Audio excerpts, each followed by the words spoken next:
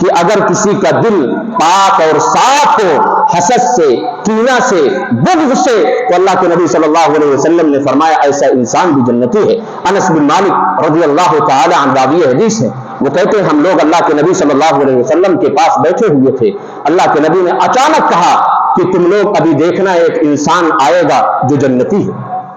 ایک انسان آنے والا ہے جو جنتی ہے۔ تمام کے تمام لوگ بیٹھے تھے، ایک انصاری صحابی آتے ہیں جن کی داڑھی سے وضو کے پانی ٹپک رہے تھے، ہاتھ میں ان کے جوتے تھے، ان کو لوگوں نے دیکھا، پھر وہ چلے گئے۔ پھر دوسرے دن اللہ کے نبی صلی اللہ علیہ وسلم نے کہا کہ ابھی تھوڑی دیر میں ایک جنتی شخص آنے والا ہے، پھر وہی صحابی رسول آتے ہیں۔ تیسرے دن پھر آپ صلی اللہ علیہ وسلم کہتے ہیں ابھی ایک جنتی انسان آنے والا ہے، تیسرے دن پھر وہی صحابی رسول اسی کیفیت میں کہ وضو کا پانی داڑھیوں سے ٹپک رہا ہے، ہاتھ میں جوتا لیے چلے آ رہے ہیں۔ صحابہ کرام حیران ہو جاتے ہیں۔ پھر جب وہ تیسرے دن وہ انسان جانے لگتا ہے تو عبداللہ بن عمرو بن عاص ان کے پیچھے پیچھے لگ جاتے ہیں۔ عجیب ہے، ان کے پیچھے پیچھے لگ جاتے ہیں۔ ہم لوگوں کے پیچھے پیچھے کیوں لگتے ہیں؟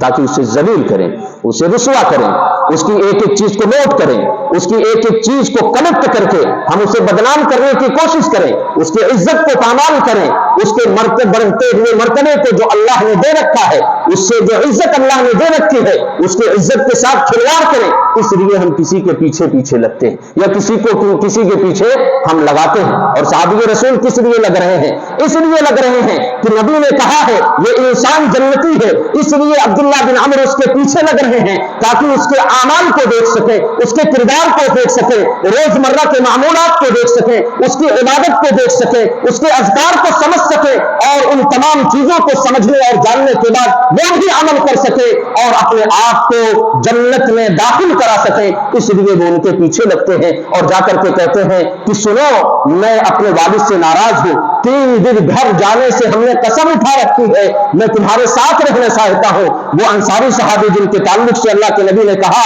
یہ انسان جنتی ہے، وہ کہتے ہیں مرحبا، آئیے آپ کا استقبال ہے، 3 دن میرے ساتھ رہیے۔ 3 دن 3 راتیں وہ ان کے ساتھ گزارتے ہیں اور اس کے بعد کہتے ہیں کہ میرے والد مجھ سے ناراض نہیں ہیں، میں نے قسم بھی نہیں کھا رکھی تھی، بس میں آپ کے ساتھ اس لیے رہنا چاہ رہا تھا کیونکہ اللہ کے نبی صلی اللہ علیہ وسلم نے 1 دن نہیں 3 دن کہا کہ ایک انسان آنے والا ہے جو جنتی ہے، اور وہ 3 دن تمہیں آئے، اس لیے میں آیا اور تمہاری عبادت کو دیکھنا چاہا، لیکن کوئی خاص عبادت مجھے نظر نہیں آئی کہ تم کوئی خاص عبادت کرتے ہو، وہی ساری عبادتیں جو ہم بھی کرتے ہیں وہی تم نے بھی کیا ہے، رات میں قیام اللیل بھی تم نہیں کرتے ہو، فجر کے وقت جب اذان ہوتی ہے تو اٹھ جاتے ہو، ہاں یہ ہے کہ رات کے اندر جب تمہاری نیند کھلتی ہے تم کروٹ بدلتے ہو تو اللہ کا ذکر کرتے ہو، اللہ کی بڑائی بیان کرتے ہو، اس سے زیادہ ہم نے کچھ نہیں دیکھا۔ وہ صحابی رسول عبداللہ بن عمرو جانے لگے، وہ جنتی صحابی کو بلاتے ہیں،